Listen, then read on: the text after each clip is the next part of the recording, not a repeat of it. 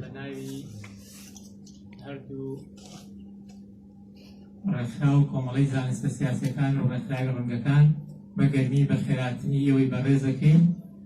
و زۆر سپاسی بەڕێز ئاڵاخانەکەین ئەندامی پێشووی پەرلەمانی عێراق کە تەشریفی هێناوە ئەم ئێوارەیە لەگەڵتان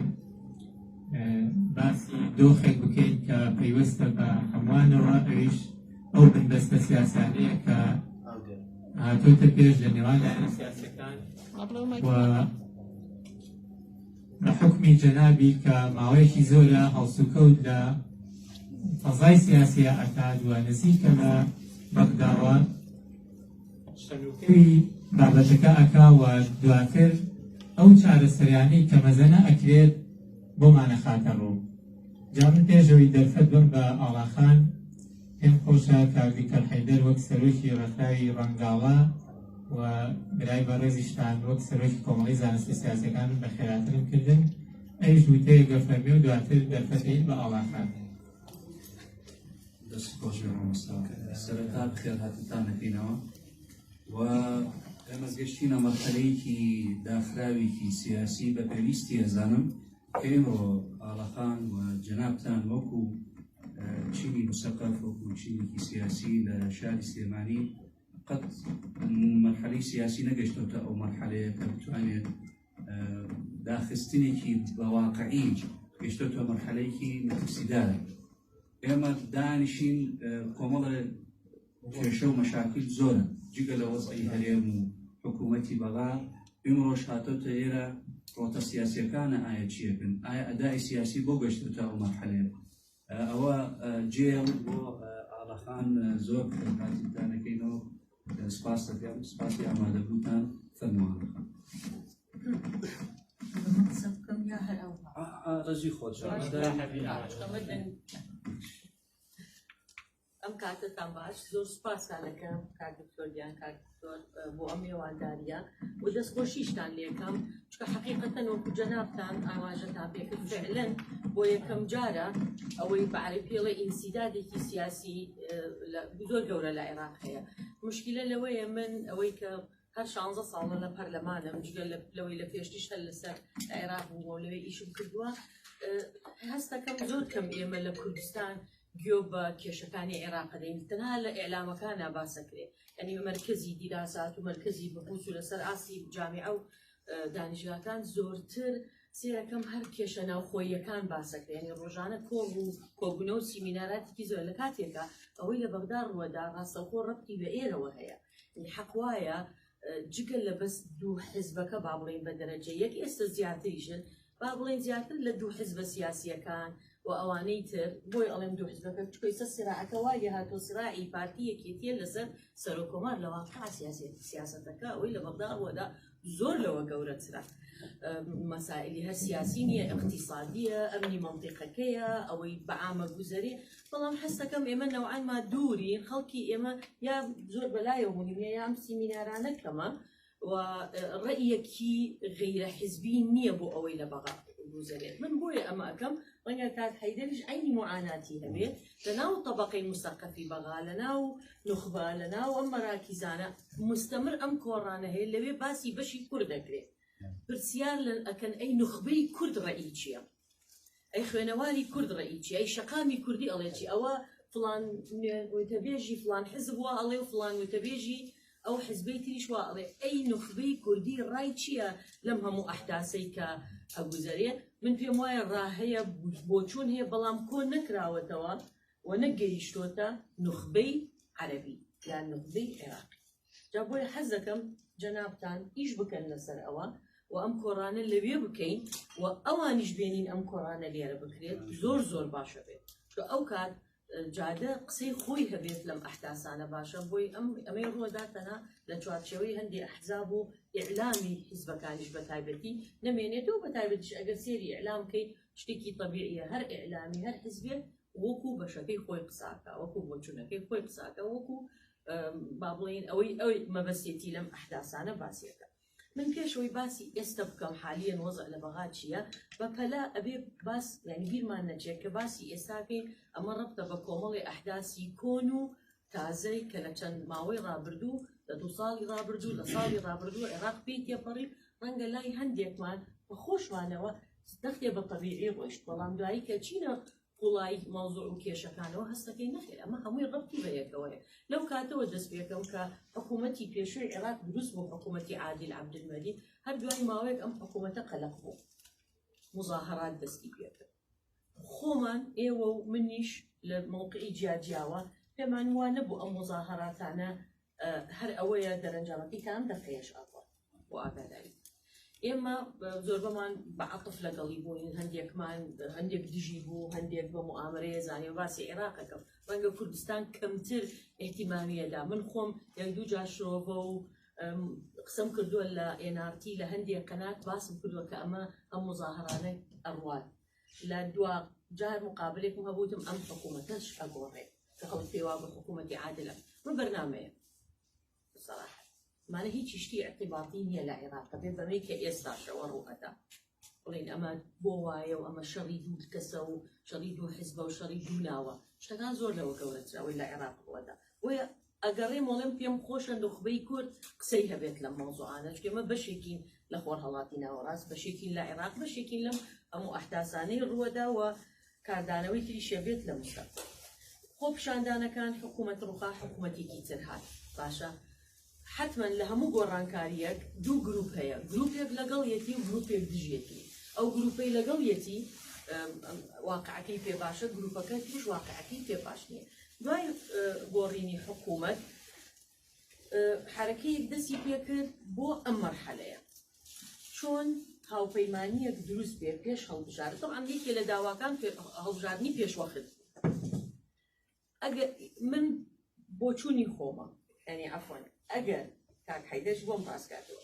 یعنی بڵێن ئەمە 100% داوای خۆپیشاندەران بوو من تۆزێ دوورم لەو مۆزوع ئەمە داوای خۆپیشاندەران نەبوو هەڵبژاردننی پێشوەخت کەیسە نەتیجەکەیەتی کە ئەنجا لایەکی تر قبوڵی نییە ئەمە سێراعەکەیە کە بەردەوامە بێ ئەمە هەندێک لایەن چونە مەوجەی هەڵبژاردننی خۆپیشاندانەکانەوە هەڵبژاردننی پێشوەخت کرا کەسەی توانی دژی هەڵبژاردننی پێشوەخت بێ یعنی کە قەراردا پەرلەمانیش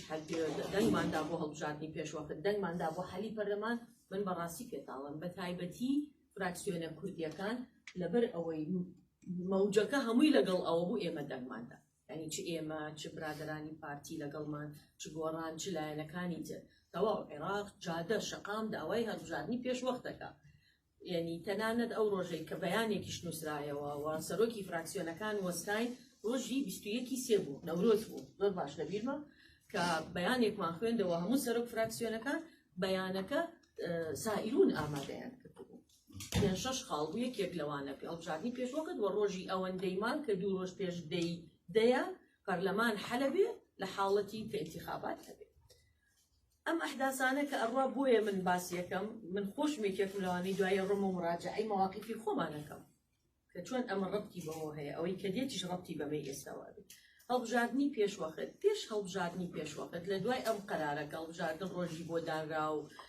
پەرلەمان هەڵبۆشێتەوە لەو تاریخە و فعلەن بۆ یەکەم جارە لە عێراق پەرلەمان دەورەی خۆی تەواو ناکە لەوێوە کۆمەڵێک با بڵێن گفتوگۆ و حرەکە دەستی پێکرد کە تەحالوفێکی تولی لە عێراق دروست بێت ئەم تەحالوفە کێ و کەیتیا بێت ئەمانە ڕێکەوین لە پێش ئینتیخابات لە دوای ئینتیخابات بەیەکەوە ئەمانە ئەمەی کە ئێستا پێڵێن حکوومەی ئەغلەبی سیاسی بێ و معارەزە هەبێت لە عێراق طبعا من و ئێوەش و هەمومان پێمان خۆشە لە کوردستانیش لە عێراقیش ئەگەر بەڕاستی سیستەمێکی دیموکراسی بێ ئەبێ معارەزە و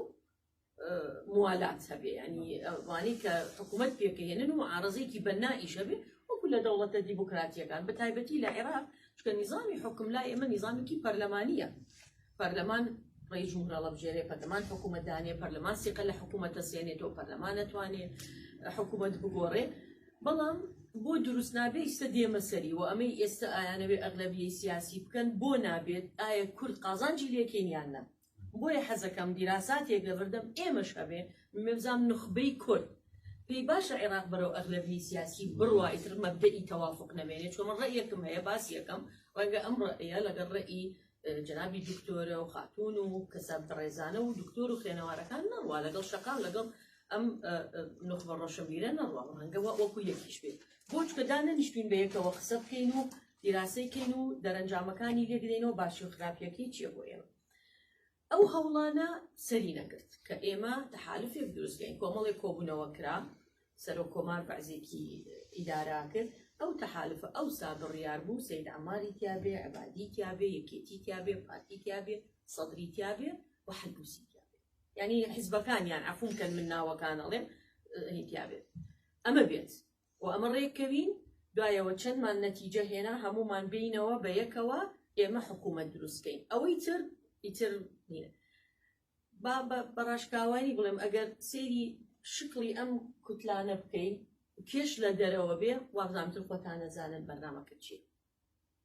بۆ ئەمە بێ و لە شیعە تەنها تەیار بێت و قەینا سەید عەمار و عەبادیمان قبڵ و بەتایبەتی ئەوان بە یەکەوە هینێکیان دروست کرد قەرار بوو لەگەڵ تەیاریشا بە یەکەوە هاوپەیمانێک بێت دوایی تەیار بە تەنیا ئیعلانی کرد بەزانێت کە بزاتی مقاتعاکەم ڕۆیشت دوایی هەمویان چوونە لای داوایان لێ کرد کە بێتەوە و پاشگەز بێتەوە لەوەیەکەوە مقاطعی هەڵبژاردنەکە کە هاتەوە بە تەنیادا بەزی وەکو تەیاری سەدری ئەمجارە بە تەحالفیشدانە بچکە پێتان دێ جاری پێشوو لەگەڵ حیزبی شیوعی دابەزی لەگەڵ مەدەنیەکان بەڵام دوایی دەنگەکانیانی هەمووی برد و تەنها دوو ئەندامیان لە پەرلەمان بۆ حیزبی شیوعی ئەوانش دوایی ئیستیقالەیاندا لە کاتی هەڵبژاردنەکە بۆی ئەوان کە بە تەنیا دابەزی ناچار سەید عەمار و عەبادیش بە یەکەوە دابەزی باقیاتیشی تر بەو شێوەیە لە ئینتیخابات دابەزین سون نەشێ ئەمە ڕووی نەدا ئینتیخابات بوون انتخابات چی ڕوویدا لە دوای نەتائیجی انتخاباتەوە کۆمەڵێ لایەن تووشی شۆک بوون لە نەتیجەی انتخاباتەکە و ئاگادارن کە اتهامی حکوومەتی یان کرد عەفوەن اتهامی کۆمەڵی لایەنیان کرد کە مەسئولە لە ئەنجامدانی هەڵبژاردن عەمەلەی انتخابی لە کۆمەڵێ مەرحەلە پێک دێ کۆمەڵێ دەستگا بەشدارەکەی کە تەزویرێکی زۆر کراوە لە انتخابات و بەڵگەیەکی زۆریان لەبەردەست بوو بەش بە حاڵی خۆم کۆمەڵێ تەزویر کرد وتقديمشون كردوه بۆ محکەمەی اتحاد کاتی ئەوەی کە ئیطاری تەنسیقی تەقدیمی کرد زۆر لەوە گەورەتر بوو من ئەوانەی خۆشم بەشێکی خستە ناو ئەوانەوە ینی شتێکی عامە نەک شتێکی تایبەت لەگەڵ من شەرنێ لە دایرە کوردیەکە کرابێت ینی هەندێ ئەرقام زیادی کردووە بە ئەو سەنووقانی کە پێیانەوت عەسەب ذاکیرە کە هەڵگیرا بوو ئاخر ڕۆژ کرایەوە کە یەکەم ڕۆژ کرایەوە لە کۆمیسیۆن لە بەغاوە وتی ئەو سنووقانە لە هەر دائیرەیەک ئەم سنووقە بکرێتەوە بیدایەتەکەی و مەفروض نییە کۆمیسیۆن تەحدیدی کا دەبێ مدیری محەطە تەحدیدی کا کە مرکزێکی انتخابی 3 مەحەطەیە یا 4 مەحەطەیە ئەو قەرارە داڵێ ئەم سنووقە ئەکەمەوە بە ڕەقەمی سنووقەکە لە بەغاوە هات پێشتر ئەمە هەڵگیرە نیسبەی 5% دەنگەکان بوو کەما بوو تەواو دەنگی ئیعلان کرا 5% ماوەتیان ئەو 5% ئەو سنووقانەیە کە پێڵێن عەسەب ذاکیرە ئەوەی کە یەکەم ڕۆژ هەندێکیان با بڵێن زاکیرەکە نەگەیشتوە 5% چەنەکە من متابعەمە چکە خۆم کاندید بووم هەر سێ دایرەکەم لەلا بوو ئەرقامی ئەوانەی کە سەرکەوتون سبحان الله مەسەلەن بەبێ ناوهێنان لە یەکێ لە دایرەکان 5 سنووق ماوە 5 سنووق چەند دەنگیتیایە هەڵک نەچوو بۆ دەنگدان کاک دکتۆرگیان خۆت بکوژی بە فول دەنگت دابێت دکتۆرێکیان سنووقێک 200 دەنگیتیایە باشە 10 سنووق چەندەکە 1200 کاندید هەیە 3000 دەنگ بەو 10 سنووقە زیادی کرد لەو 5% جایەکێک بڵێ ئەم یاری نەکراوە و ئەم بۆیە ئەوەی ئیطار کە تەقدیمی کرد مەبەستیان نەبوو کە محکەمە اعتراف بە تەزویر بکات چونکە نەئەکرا ئەشێوە ئەوان مەبەستیان بوو تەزویتی کەن لە محکەمە کە تەزویر کراوە و ئەو جیهازانە بە کەڵک نایە بۆی محکەمە قەرار بدات لە داهاتووە بەم جیهازانە بەم تەسلیتە بەم ڕێگە ئەلکترۆنیە بەم شتانە جایەکتر هەڵبژاردننی چەڵبژاردنێک لە عێراق نەکرێت و میشکە ئیدی ئەواکەم بەڕاست کەمشەوەی بینی تەنانەت ئێمە و مهندیسانەی کە لەوێ هاتن شەرحیان کرد بۆمان دانیشتین ئێمە لەم ژوورەین جیهازەکەی لێیە خەڵک لەو دیوە وتیان وەرن دەنگ با بدەن هاتن دەنگیاندا ینی تەریقەیە کرا من ناوی دکتۆرم خستە ناوی لەولاوە ناوی میرخاتە بە مۆبایلێک بەدەست شخصێکەوە من بە سەراحەت دەڵێم کێش ئەیەوێت ئەو کەسانە ئەو مهندیسانە لە بەغدا مەوجودن ئەتوانن بۆتان باس بێت ئەمە ڕوویدا بەڕاستی بۆ ئەوانەی کە کورسیان کەم هێناوە ئەوەی لە عێراق پێیان هەڵێن دۆڕاوەکان من پێیان ناڵێم دۆڕاو چکە هەڵبژاردن ئەمەی بۆ یەکێ زۆرێنەوە یەکێکەمێن ئەوانە بە هیچ شێوەیەک نەتیجەکەیان قبول نەبوو ئەمەوات من نامێت دیفاع لە لایە بکەم دژی لایە چکە سەدێ مەسەرەوەی کە قانونی انتخاباتیش چەند دەوری هەبوو لەوەی کە هەندێک کەس کورسی کەم هێنا و هەندێک کەس کورسی قانونەکە ئێمە داماننا کاتی خۆی زۆر لایەن دژی ئەو قانونە بووی یعنی بەڕاستی ئێڵێم کاتی خۆی کۆبوونەوەی دائیرەکانی کردوو هەمووی لە ماڵی خۆم کرات یعنی تورکمان عەرەب کورد لەوێ کۆ ئەبووینەوە بۆی ئەو دائیرانە ئەوان ئەیان ویست کەرکووک ڕەنگە دکتۆرە ئاگادار بوو سێ دائیرەیە چوار بێ من پێداگری مەکرەمت نەخێت دائیرەی یەک ئەبێ 5 بێ خەڵقی شروعی ئێمە 5 کورسیە بۆ مەبەسمان چی بوو ئەو 5 کورسیە زامن کەین بەسەراحەت قساکەم بۆ کورد لە دایرەی ناوڕاستی کورسیەکە دەهێنین بۆی ئێمە 6 بین لە 12 کورد محافظە بکەین لە 50 بە 50 لە سەتی کەرکووک وەکو کورد بەڵام ئێمەواماندانە بۆ ئێمە و 50 هێنین لەوێش هێنین هیچ تیشەین نەمازانی ئێمە لێرە غەیرە کوردیەک دەرەچێت ئەمە عێلاقەی بە کۆمەڵێ شتەوە هەبوو یەکێک لەوانە نەوعی دائیرەکان و یان سیستمەکە ئەمە تەسیری زۆر لە حیزبەکان کرد ئەو حیزبانەی منەظەمن بەڕاستی و تەیار منەظەمە یعنی ماکینەیەکی انتخابی عجیبی هەیە زانیان چیەکەن و لە کاتی تەوزیعی دەوائری بەغدا تەحدیدەن دکتۆر حەیدەر ئەزانێ یعنی من ئەحەپەسان بەرامبەر تەوزیعاتیان چکە ئێمە لە کەرکووک شوان وای لێ هات کۆڵانمان تەوزیع کرد مەکتەب و مەکتەب تەوزیع کرا زۆر قورس بوو یعنی هەموو لایەنەکان بۆی بەسەراحەت بڵێ ماکینەی انتخابی حیزبەکانمان هاتن هاوکارمان بن بۆ دابشکردنی شوێنەکان و ئەجان بەسەلا تەوزیعی ئێمە زۆر نازانین ئەو منطقە جنوب و ئەوانە دائیرەکان چۆنە بەڵام وا تەوزیع کرا لەلایەن هەندێک حیزبەوە کە زامنی کرد مەسەلەن 5,000 دەنگی لێرە هەیە لەم دائیرە داینێ و ژنێکی هێنا بۆی کۆتاکە ببات و هەر بۆیە سێرەکەی مەسەلەن هەندێک حیزبی منەظەمەک و تیاری سەدری کورسیەکانیان زیادی کرد هەندێک حیزبی کەش کە بەڕاستی پێگەی جەماوەری بەهێزە بۆ نمونە سەید عەمار پیاوێکە بڕوا لە جادە 500 کەس لە پشتێکی هەر کۆڕێک لە بەغدا سەید عەمارێکا لە مەقڕی سەماحەتی سەید حەکیم باشە باوەڕتان بێ 3000 کەسی لێیە کەمتر نییە یعنی حەپەسی تەنزیماتیان طەبیعی نییە لە بەغاو لە جنوب معقولە 2 کورسی بێنێ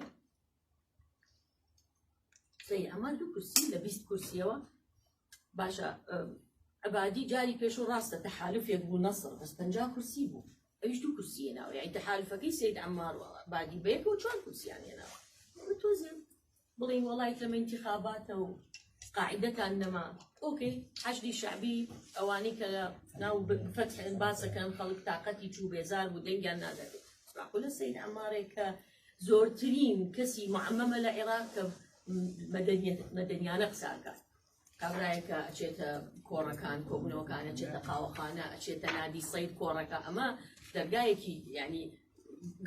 عەجایبی کردەوە بۆ خەڵک وای زۆرترین کەس دەنگی بەو یعنی ڕەوتە معتەدی لە بدایە بە هەر حاڵ ئەو تەزویرە تەزبیت بوو لە مەحکەمەی ئیتیحادی هاتینە سەر ئەوەی کە لە بەرامبەرە تەحالفێکی سێقۆڵی دروست بوو پێشەوەی تەحالفی سێقۆڵی دروست بێ باس لەوا کرا سونە چۆن ڕێککەون یارە من ناچمە تەفاسیلی سونە و ئەوان چۆن خۆیان ئازادن چۆن ڕێکەکەون دوو گروپ هەبوو گروپی تەقدم بە سەرۆکایەتی حەزبی و گروپی سیادە بە سەرۆکایەتی نەک سیادە ئەو ساعەزم بوو شێخەمی زەمان زۆر دژی یەک بوون چیان بە یەکتری نەکرد لە ئینتیخابات بەڵام دیارە دوایی بەڕێعایەتی ئەملا ئەولا و دەرەوە و ئەمانە پێیان وتن دەبێ یەک بگرن و ببنەوە بە یەک دیارە هەولێریش ینی مساهم بوو بە تایبەتی جەنابی کاکەسڕۆ دەوری هەبوو لەوەی کە سونەی ڕێک خستەوە و کردیانی بە یەک کوتلا و لە بینی خۆیان دوای هەموو لێک نەگەیشتنە تێگەیشتن و ڕێککەوتن کە حەلبوسی تەحدید کردەوە بۆ سەرۆک پەرلەمان لێرە کێشەکانی ئێمە لەکوێوە دەستی پێ کرد ئەوەی دەی من ئاگادارم و یعنی من لە مەزدەری بڵین مۆسوول بۆی کە گوێم لێ بۆ لە سەرەوە و برادەر باڵا دەستەکانی ناو یەکێتی نیشتیمانی کوردستان بۆ خۆشتان ئەتانبینی دکتۆرە ئەندامی سەرکردایەتی لە من زیاتر ئاگادارە کە ئێمە هەموو کات باس لەوا کرا پارتی و یەکێتی ڕێککەوتنەکەن ڕێکەشەوین وا باشترە کورد بەیەکەوە بچێ بۆ بەغا کورد بەیەکەوە بەڵام ئەم جارە تەحدیدەن شتێک نەبوو ناوی ئەوە بێ کورد بەیەکەوە بچێ بۆ بەغا ڕەنگە پرسیارەکەن ئەی ئیسفادەی چی بخۆ جارەکانی کەشوا بۆ من بیرم دێ 2014 لە ناو پەرلەمان کۆبوونەوەی هەموو لایەنە کوردیەکان لە گردەکە بوو لای جەنابی کاکنەوشیوە. ئێمە کورد مقاطعی جەلسەمان کردبوو، جەلسەی دەنگدان لەسەر حکوومەت لە ژووری کاک شێخ ئارام بووین هەمومان، جێگری سەرۆکی پەرلەمان بوو، سەرۆکی فراکسیۆنەکان بەرنامەمان بەیانمان بووە دوو کە نەچینە ژوورەوە. چاوەڕێمان نەکردیان ئەقل لەوەی ئەمە وەرەقەیە کە نێرین، ئەمە وەرەقەی داوایە، ئەگەر ئەم وەرەقەیە جێبەجێ نەبێ ئەمە شەرتی داخڵبوونی کوردە بۆ حکوومەتی حەیدەر عەبادی.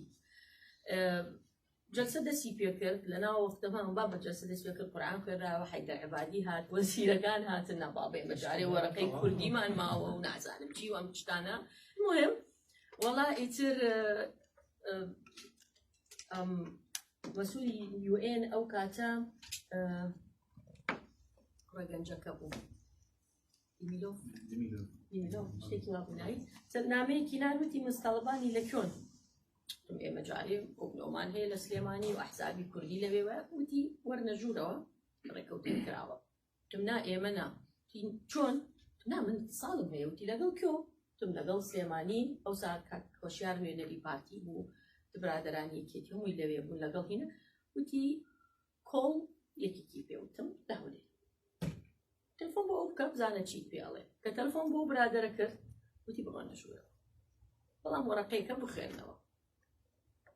باشە ئەمە واقعە حقیقەتەوە باششم کردو یانشتی شاراوە نییە پێشە وڵایەتە وەرەقەکەیان بۆمان نارد و چاپمان کرد و وەرم گرت و چوینە ژوورەوە و ئەوە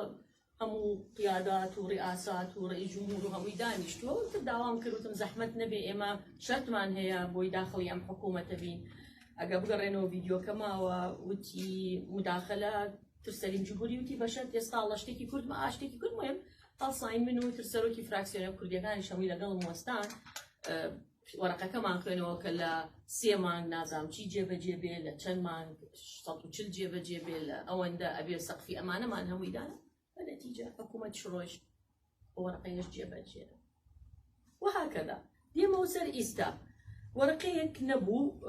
ماڵی هەموو کورد بێ ئەوەی پێڵێەوە چکە ئەساسە ماڵی کوردی ئیستەنیە بەداخەوە بەڵام پارتی وەکێتی کۆبنەوەیان هەبوو یەک تێگەیشتن هەبوو ئەوەی ئێمە پێمانەوە تا دوا کاتیش من لەوێ بوو کە هەوڵە درێت بەڕاستی من یعنی نامێ ئینحیاز کەم بەڵام حواقعەکە وایە یەکێتی زۆر چوە هەولێر زۆر کۆبوونەوە کرا و زۆر ئومێد هەبوو ئەوەی حازر کرا لەو ماوانەی پێش هەڵبژاردننی سەرۆکی پەرلەمان و دوو جێگرەکەی وەرەقەیەکی حکوومەتی کوردستان نووسرایەوە حکوومەتی هەرێمی کوردستان نووسرا ئەمە بۆچوونی حکوومەتی هەرێمە بۆ هەموو شتێک لە بەغا ئەم وەرەقە نووسراوە بە ئاگاداری هەموو لایەک ئەم وەرەقە هێنرا و ئەو بۆ ئاخر وەفد دروست کرا بە هاوبەشی بچن بۆ بەغا وەفدەکە لە یەکێتی کائیمات لە پارتی کاک هۆشیار و لەوێ بەیەکەوە ئەگەر ملاحەزە بکەن هەندێک لایەنیان بینی و تا کاکئیمات زیاتر سەرۆکایەتی وەفدەکەوێت چی ڕوویدا لەوێ ئەوەی ڕوویدا لەوێ دەرچوو پارتی وەرەقەیەکی ئیمزا کردووە لەگەڵ تەیاری سەدری ئەم وەرەقەیە بەیانی پێش دەنگدانی سەرۆکی پەرلەمان بۆ یەکێتی هێنراوە لەلایەن کەسێکی باڵای تەیارەوە باسی یەکێتی قبوڵی نەبووە وەرەقەیە ئیمزا بکات شتی سەیری تایە لەوانە هەموارکردنەوەی دەستور شەمارکردنەوەی دەستور شتێک نییە بە بەتەنیا قەراری لێ بدەین بێ پرس بە میلەتی کورد بکەین دەستبردن بۆ ئێستەوە تا دێمە سەری هەر شتێکی دەستور بۆیەکی قومبولەیەکە باشە ینی کۆمەڵشتی تیا حتا حەزەکەم بزانن یعنی دەستنووسی یەکەم ئیتفاقیان لەسەری کردووە لە باسی دعمی قواتی مسلحەوە ناوی وشەی پێشمەرگەشی تیانە بۆ من یعنی زامەمە هەمووی تەسجیلە و ساحێبی قسەی خۆمن وەرەقەکانم هەمووی بینیەوە دواتر گەڕاونەتەوە وشەی پێشمەرگە ئیزافە کراوە بۆ ئەو فەقەرەیە کە ئەڵێ پین بکەین دعمی قواتی مسلحە بکەین جێش و شورتە و مۆنە بڵمی هەم قواتت پێشمەرگە ئەوانەی تر علاقی بەدەرکردنی هەندێک یاسا هەیە تەطبیع لەگەڵ ئیسرائیل بە هیچ شێوەیەک لەگەڵ ئیسرائیل کە ئەمەش ئەبێتە کێشە لەبەرەوەی ئێستاش کاتێک لە هەرێمی کوردستانی نەوتە فرۆشینە ئیسرائیل من خۆم گوێم لە کاک علی حەمە ساڵح بوو کە لە مانگی 20 لە سەتی نەوتی هەرێم دراوە بە شەریکاتی ئیسرائیلەوە قسەی ئەوە باشە ئەم شکاتە کە عودەی عەواد ئەندامێکی بەسڕایە کردوویەتی ئەویش لە ماڵەی مەحکمەتی حادی قەراری لێدا ئایمە هەتوانین بیفرۆشین بە شەریکاتی ئیسرائیلی یانە بەپێی دەستور بەپێی نازانم یەکێ لەو خاڵانەی کە ئیمزا کراوە ئەوەیە کە تەعامل لەگەڵ ئیسرائیل نەکرێ و بە هەموو شێوەیە نەبزی تەطبیع و ئەوانە بکرێت بەرحاڵ 12 خاڵە شتی تریشی تایە ئەو خاڵ ئیمزانەکە لەوێوە ڕێکەوتن یا لێک تێگەیشتن ڕێکەوتن نەبوو لە بینی دوولایەنە کوردیەکەش هەڵوەشایەوە شتێک لە ماناوی بۆڕەقەیەکی کوردی بێ بۆ ئەم حکوومەتە یا ئەم شتە ئەوە بوو ڕۆژی دەنگدانی سەرۆکی پەرلەمان و جێگرەکانی یەکێتی لە قاعەکە بوو بەڵام دوایی تێگەیشتن کە هاوپەیمانێکی سیانی هەیە ئەمانە بڕیاریان داوە کە سەرۆکایەتەکە بەم شێوەیە هەڵبژێرن و دوو جێگرە مشکلە نییە خۆ تەشکیلەی پێشووتریش هەروە بوو ڕئیس حەلبوسی بوو جێگریەکەم تیار بوو حەسەن کەعبی دووەم کاک بەشیر حەلە ئەوە کێشەیەک نەبوو بەنسبەت یەکێتیەوە بەڕاستی بەڵام کێشە بوو بەرنامەکەی دوایەوە چی بوو ئێستا باسیەکە لێرە یەکێتی بڕیاریدا کە بەشداری نەکا لەو پرۆسەی دەنگدانە ئێمە کێشەمان لەگەڵ حەلبوسی نەبوو کێشەمان لەگەڵ بەڕاستی شاخەوانیش نییە کێشەش لەگەڵ ئەو برادری تریش نەبوو وەکو شەخص هیچ تەفاهمێک نەبوو ئێمە دژبینیا لەگەڵی بەڵام ئەمە عیلاقی بەوە بوو کە دواتر بەرنامەی ترچی بوو کە ئێستەوە تا بەچاوی خۆتانەی بین لێرەوە ئیتر شتێک نەما ناوی کورد بەرنامەی چییە شیعەش لێک درازاوە تەنەها سونە ئەویش هەموویان نا خەتێکیان هەیە کە عەزم بە تەنیان 14-15 کەسێکن ئەوانش لە دەرەوەی ئەم معادلێ ئێستا ئەم تەحالوفە سیانیە هەیە بەرنامەی ئەم تەحالوفە سیانیە چی بووە بەڵام بەرنامەی ئەم تەحالوفە سیانیە ئەوە بووە دوای هەڵبژاردننی سێ سەرۆکایەتیەکە ئەمان ئەبێ حکوومەتی ئەغلەبیەت دروستکەن بەحساب ئەمە داوای شەقام بووە داوای متەظاهرین بووە ئیتر نابێت لە عێراق حکوومەتی تەوافقی و محاسەسە بێنێمە حسەی کورد و مەحسەی سونێومە ئەبێ ئەمە نەمێنێ حکوومەت دروستەکەن خۆیان تەحملی هەموو مەسئولیەتەکەن باقی ئەگەر پێی خۆشە بێت ئۆکەی نایەت مەزەن یەکێتی دژینی با بێت دوو وەزیری ئەدەینێ بەڵام حکوومەتی ئەغلەبیە ئەمانن یعنی ئەمانە بڵێن باوکی مەسەلەکەن مانعیان نییە گەر ئاگادار بن یەکەم هاتنی سەید مقتەدا بۆ بەغا چوە لای سەید عەمان و چوە لای عەبادی و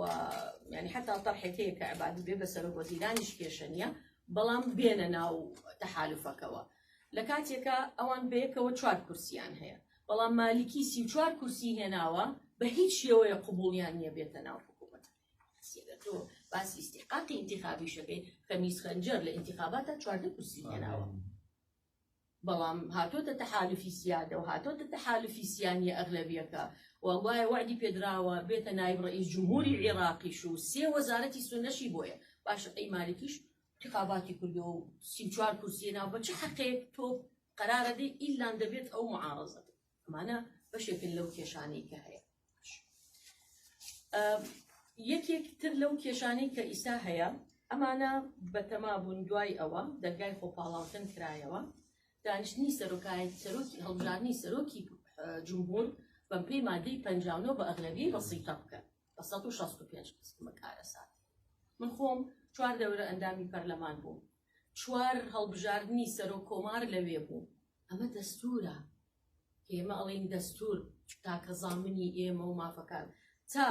دوو لەسەر سێ لە قاعەکە نەبێت سەرۆکی پەرلەمانەکان هەمووی دەرگای تەرشیحیان نەکردوێتەوە بۆ سەرۆک کۆمار ئەمان ویستیان ئەو یاریەش بکەن بڵێن نەخێر ئەمە جلسەیەکی ئەتیادیە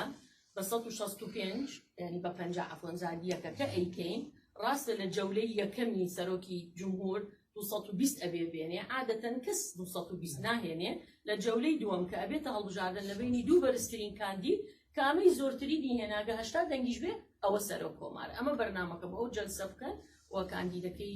برادرانی پارتی بێ بە سەرۆک کۆمار و هەرەو شەوە بۆ بەیانی ئەویش تەکلیفی کوتلەی گەورە کە تەیاری سەدریە بکات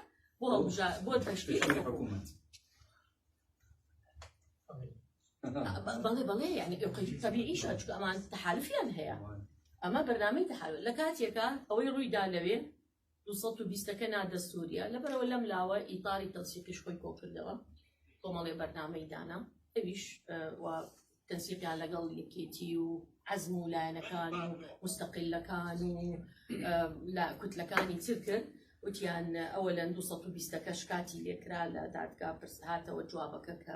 بەڵێ ینی ناتوانین چکە بەرنامەی چیان دانا ئیتار ثلث المعطل 220 باشە ثلث المعطل 109 کەسە 109 کەس نەچێت جەلسەی ڕئیسی کۆمار ناکرێت لە عێراق ئەو 109 لە ئیتارە هەیە بەخۆیان و بەوانی لەگەڵیانن باشە لێرەوەی تر ڕاوەستانێک لە لایەنەکەی تریش کراوە خاڵی دووەم ئەوەی کە باسم کرد کوتلەی ئەکبەر لە جەلسەی یەکەمە دوو کوتلە ناوی تەقدیم کرد تیاری سەدری و ئیتاریش هەردووکی تا ئێستا قبول نەکراوە چکە ئەوان ناویان تەقدیم کردو ئەمان قائیمەیان تەقدیم کردو ئەمە مەوزوعەکەیە من بۆی زۆر وەخت نەگرم چکە پێشاتە تازەکان حەزەکەم باسکەم بۆ انتخابی سەرۆک کۆمار نابێت لە دوای ئەوەی کە ئەم سوسر معەتەڵە هات و محکەمە قەراری 220 و دانیشتەکەی سەرۆکی انتخاباتی سەرۆک کۆمار نەکرا لەبەرەوەی پێش دوو ڕۆژ ئەو شکاتانەش لە کاکۆشیار کرابوو ئەمری وەلایی دەرچوو ڕاگیرا انتخابی کاکۆشیاریان سەحەی با بڵێن خۆ تەرشیحکردەکەی و دوای نەتیجەکە هاتەوە کە بۆی نییە بە پێی مادەی چواری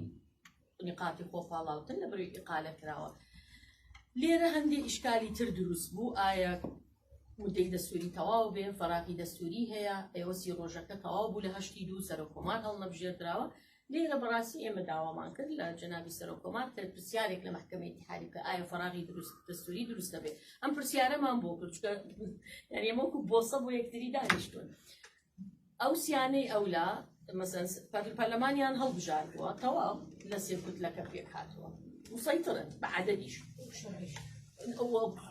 دم خوش ومحكمة قراري دا كشكات كرا جلسة كشرعينية شكات سروكي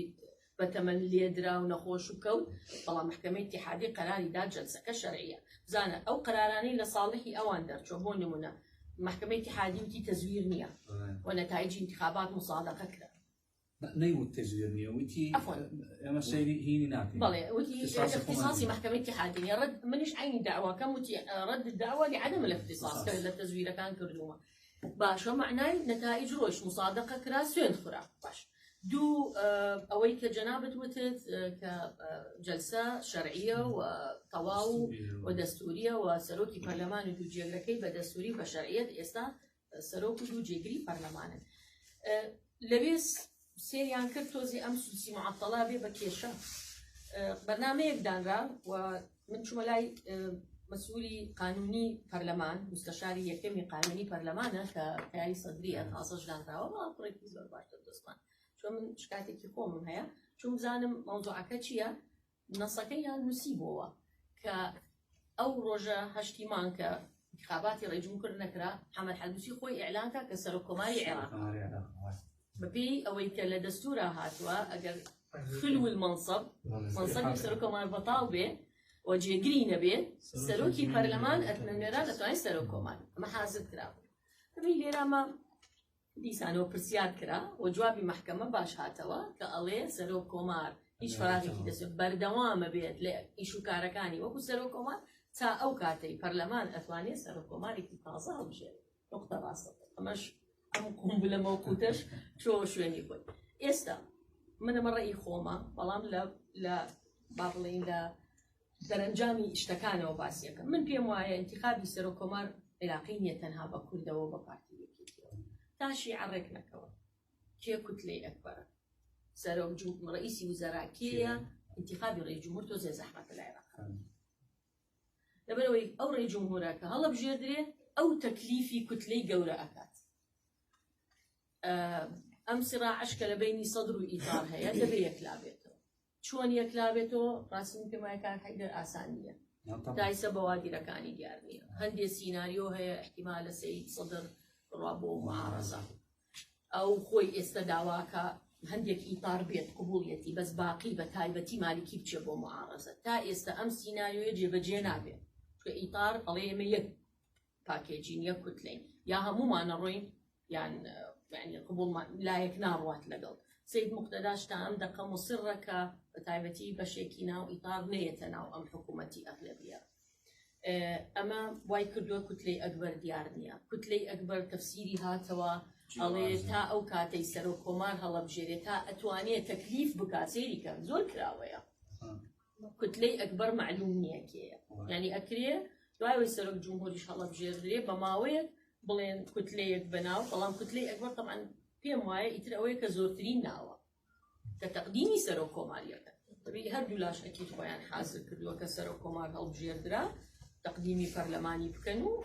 فوق السروكمات ئەم مۆزوعە یەکلانە بێتەوە انتخاباتی سەر و کۆمار کێشەیە جگە لەوەی بۆی بە واقعانە قسەکەی ئەمڕۆ لە نێوانی یەکێتی و پارتی کێشە هەیە کێشەکە گەورەیە لە نێوانی استحقاقی انتخابی ئەوەی کە باس لە کورسیەکە ئەوەی یەکێتیش ئەڵێ مەسەلە تەنها استحقاقی انتخابی نییە مەسەلە پێگەیە مەسەلەوەیە تۆ لە هەرێمی کوردستان زۆرترین پۆستەکانت لایە من ئەمە قسەی ئەوانە نە قسەی خۆمە چۆن بەشێک نیم لە ئەمانەی ئیسم ناقەشانەی کە ئەکرێ لە نێوان لایەنەکان ئاگاداری مەسەلەن کێشەی پارتی لەگەڵ کاندیدەکەی یەکێتیشە بەناو معنی مۆزۆ هەر پۆستەکە نیە ئەوەی کە من بیستمە لە کەسی باڵای یەکێتی کە کاتی بدایەت کێشەی ئەوان پیانوا کێشەکە تەنها کەسەکەیە بەڵام لە دوا کۆبوونەوە پارتی بڕیاری داوە کە نەخێت پۆستەکەی ئەوێ و کاندیدیشی هەیە بۆ ئاگاداریشتان من خۆم چوومە پەرلەمان تەکیدم کرد کاکۆشیار پێش کاک بەرهەمدانی تەقدیم کردبوو ئەو ڕۆژەی کە ناو کرایەوە یەکەم جار یەکەم کرانەوەی دەرگای خۆپاڵاوتن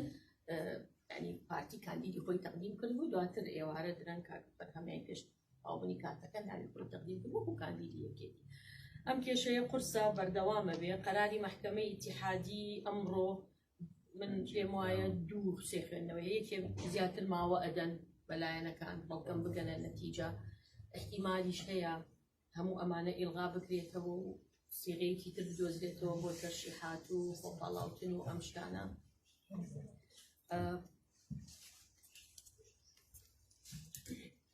باس لەوە ئەکرێت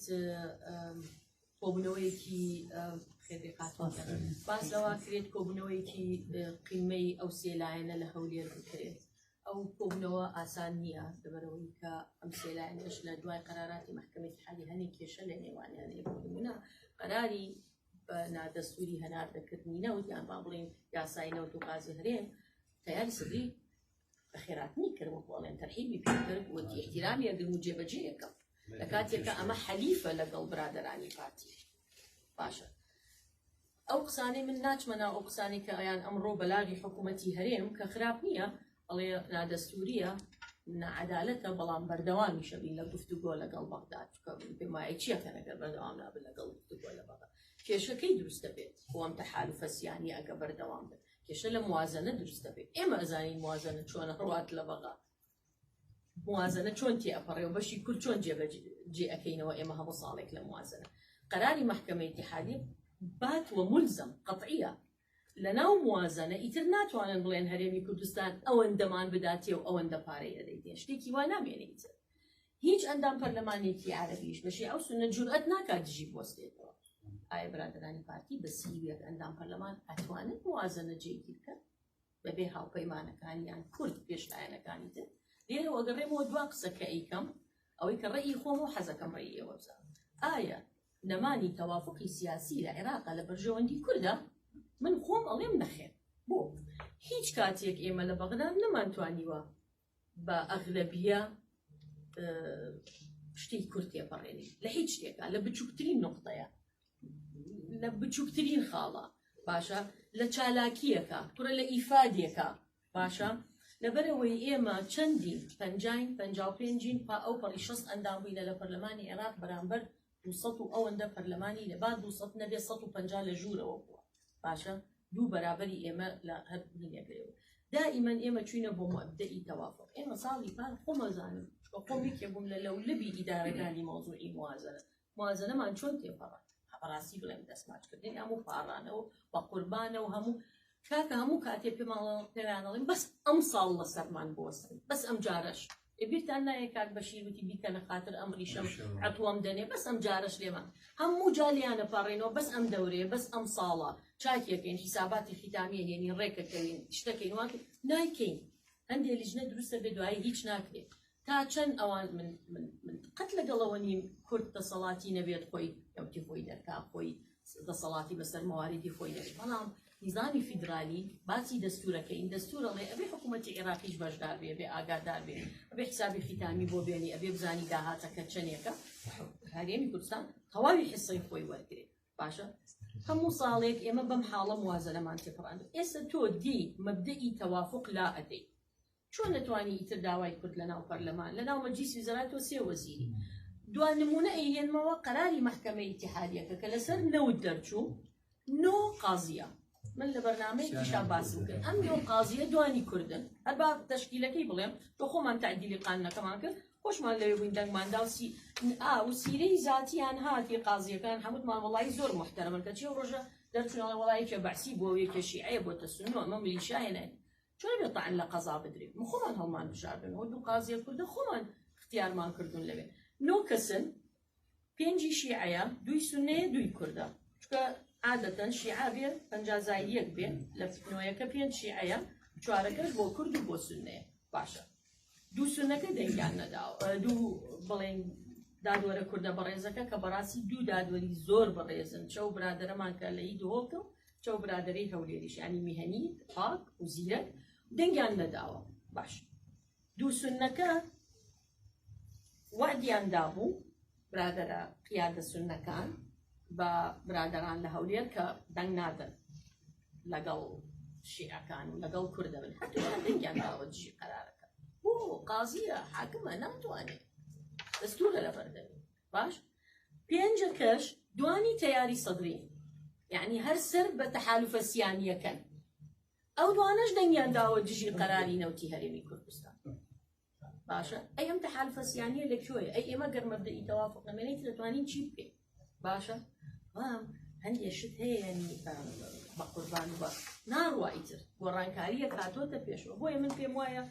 ینی غەڵەتە ئێمە بڕۆین چینە گروپێکی ئەغلەبیە و گروپێکی تر هەمووی معارەزە بێت چکە بەڕاستی زەرەرەکەین کورد دایمە کەمینەیە لە عێراق و بە مەودەی تەوافق نەبێ ناتوانین هیچ بڕیارێک هیچ بڕگەیەک هیچ شتێک بەیانی تۆ ئیمزات کردووە ینی بەرادرانی پارتی ئیمزایان کردووە بۆ تعدیلی دەستور باشە تعدیلی دەستور دێت لە ناو جەلسە دوو لەسەر سێوێ ناتوانن کۆی کەنەوە دەستکاری ئەو مادانە بکەن کە بەڕاستی ڕۆژانێک جەنابی مام جەلال و کاگنەشوان جنابی کاک مەسعود خۆشی پێداگری لەسەر کردووە لە بەغا تام بۆخوا بوو کاک مەسعود خۆی پێداگری کردووە لەسەر ئەو فەقەرە دەستوریانە لە بەغا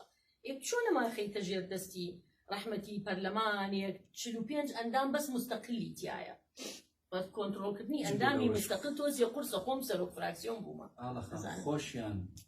یەکێک لەو کەسانە کە نووسینی دستوریشان شەریک بوو تۆ شەریکی لە نووسینی دستورە یعنی بەڕاستی ڕاستە دەستور هەندێشتی تایە تەواوی بەڵام محکەمەی اتحادی هەیە شتێک زۆر لە بەرژەوەندیمان نییە ئەوان ئەتوانین بچین داوای تەفسیرکەی لە اتحادی پێم وایە ئێستا لەم وەزعی عێراق ئەمەی کە ئاوا باسمان کرد تعدیلی دەستور شتێکی خراپە بەڵام حەزەکەم بزانن ئەوانیەتی تعدیلی دەستوریە هەیە سپاس زۆر سپاس بۆ وردەکاریە پێشەوەی بوار بۆ جەنابتان دروستکەین من یەک پرسیاری سەرەکی کرد کە داوای کرد بزانێ ڕەئی نخبە چییە من ئەمەوێ بەس ئەوەی بەبیر دێنەوە ئەگەر لەسەر ئاستی نخبە تەماشاکەی دەستگرتن بە تەوافقی بۆ پاراستنی ئەم کیانە ضرورەیەکی حتمیە بەڵام متغیرێک هەیە لەناو هەرێمی کوردستانە داتەپینی باری ئابووریە کە ئەمەش کاریگەری لەسەر بژێوی خەڵک دروست کردووە نموزەجێکی بەغدا و منطقەکانی خواروکە فەرمانبەران ئەبینێ موچەی لە کاتی خۆیان بژێوی ژیانی باشە لە کاتێکە کە مەحکەمەی اتحادی ئەو قەرارە دەرەکان نەوت لە ژێردەستی هەرێم دەرئەهێنن لە ذهنێتی خەڵکە شەپڵەلیان و تەئیدێکەیە بگرە بە فریات ڕست تەماشای ئەکەن ئایا ئەم شەقامە بەم تێڕوانینە و ئێمە ئەزانین لە عێراقا هەتا بەرەوەرزی گەرما بڕۆین شەقام وردە وردە گەرمە بێ و جوڵە دروستە بێ ئەم هەڵوێستە ئێمە حکوومەتێکی زۆرینە هەیە لە ملاشۆ پێداگریەکەین لەسەر تەوافق ئایا شەقام ناجوڵێن بێ لە بەری هەرێمی کوردستان و ئەم دەسەڵاتە لاواز نازانم دەستور هەرێمی کوردستانی پاراستووە بەڵام کە شەقامت لەگەڵ نەما کە هەموو ڕۆژێ مەشاکلت بۆ دروست بوو لە ناوەڕۆکەکەت ئەپوکێتەوە شتێک زۆر جوانە دوێت باس نەکرد من لە تونیشتەکانە مەسەلەی جوڵانی شەقام لە عێراقا تحديدا سيد مقتدى كان حيدر زياتر لو توازع سيد مقتدى خۆم جۆم لێ بۆ پیاوێکە بەڵێ من وەکو باوکمم بە ڕەئی شەقامەڕۆ شەقام تەسیری تێکە زۆر بەیانی هەر شەقامێک جوڵا لە دژی ئێمە چیەکەین ینی ئەمە من ئەمە لە هەموو شتێ زیاتر حسابم بۆی کردووە دەست خۆش فەرموون ئێستا هەر بە ڕێزێک